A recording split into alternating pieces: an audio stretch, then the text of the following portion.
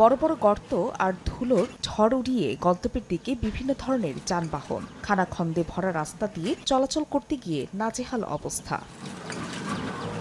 পিরোজপুর সদর থেকে রায়েরকাঠি হয়ে ব্যবসায়ী এলাকা শ্রীরামকাঠি পর্যন্ত ৮ কিলোমিটার সড়কের এমন বেহাল দশা। দীর্ঘদিন মেরামত না করায় বিভিন্ন জায়গায় সৃষ্টি হয়েছে গর্ত।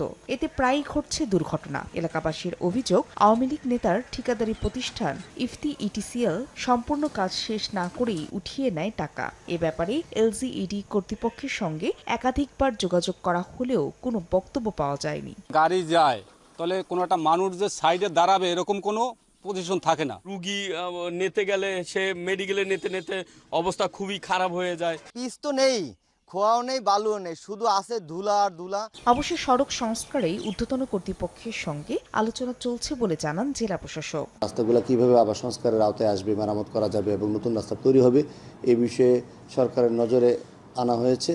পিরোজপুর সদর উপজেলায় ৭০০ কিলোমিটার পাকা ও আধা পাকা সড়ক রয়েছে। এর মধ্যে ৪০০ কিলোমিটার রাস্তাই চলাচল অনুপযোগী।